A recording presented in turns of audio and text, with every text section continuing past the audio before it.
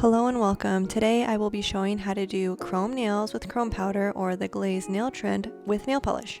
So I'm going to be using Nail Bunny's Drive Me Glazy chrome powder, which is one of my favorite chrome powders. It just leaves like a very nice sheen. And I'm going to be doing it with nail polish because I know not everyone has gel or doesn't like working with gel because I have allergies. So right here I have Essie's Blanc. I have 3 thin coats of Blanc here, and this was gifted to me by Essie. It was PR, so thank you, Essie. And I wanted to give you a closer look at the chrome powder here. This is Drive Me Glazy from Nail Bunny. And as you can see, it really just gives a sheen. So if you see it right next to Blanc by itself, it doesn't alter the color much. It just gives a nice glazed chrome finish.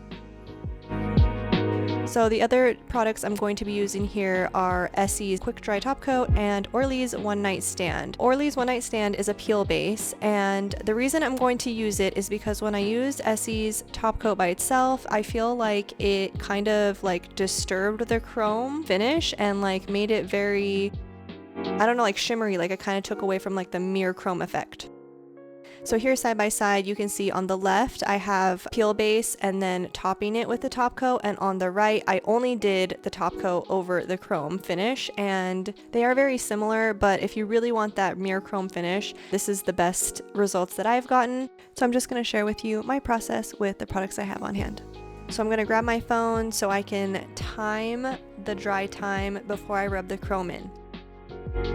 With all my experimenting, I found there is an exact science to making this work. It's not perfect every time, but the timing really does matter. So I'm going to do 1 thin coat of Essie's top coat. I'm going to wait 1 minute and 15 seconds. I want it to be super even when I apply it because chrome will show every single imperfection.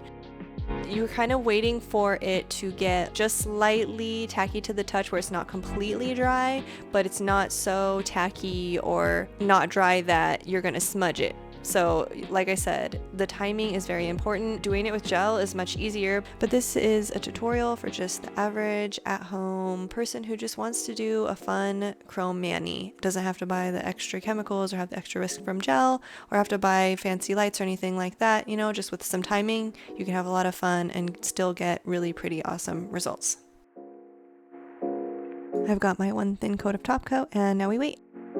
So I'm going to start my timer here, and I'm going to wait 1 minute and 15 seconds, and I'm going to check how dry it is.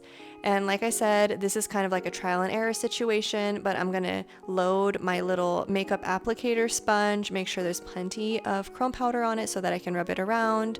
I'm gonna wait patiently so that my nail is ready for the perfect chrome application. Not really actually perfect, but you know, ready for a successful chrome application. Speaking of gel applications, if you're interested in seeing a gel application for chrome powder, please let me know in the comments below, and I can definitely put that as a future video idea. Also, regarding the 1 minute and 15 seconds, you might be wondering why. For me, with the humidity in my house and the fact that I have no fan around, that's about the time frame in the practice runs that has worked for me, so that I didn't get any smudging and top coat was wet enough to absorb the chrome, but that's going to differ person to person depending on your surroundings. Again, you just kind of have to play around with it. So if it doesn't work out the first time, just try again.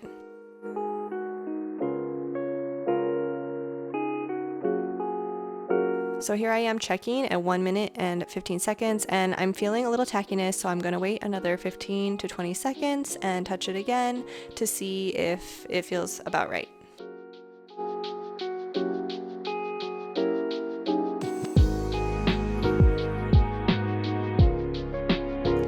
Okay, so that's feeling about right for me, so I am going to start applying the chrome powder.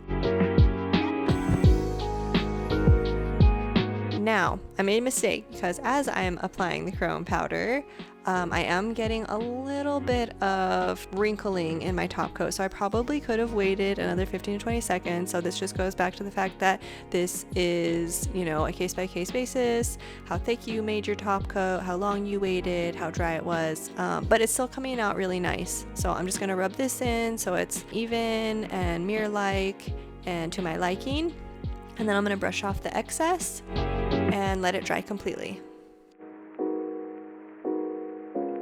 So we're all done rubbing it in. As you can see, we have a nice mirror-like glazy chrome finish.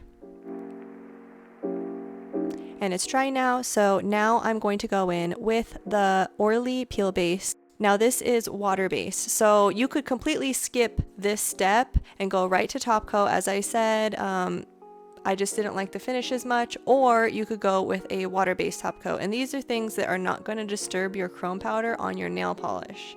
And it is all up to preference, obviously, but in my experience with the products I had on hand, this is what worked for me to get that really nice chrome finish. As you can see, after one thin coat of peel base, it has not affected the chrome finish at all. One downside though to using the peel base before you add top coat could mean that your mani may not last as long, so something to keep in mind. And if you're going for longevity, you might want to invest in a water-based top coat. Now I'm going to go in with my top coat, so I'm going to do one thin coat of Essie's top coat, and I'm going to wait for that to dry. And once that's dry, I can wash my hands.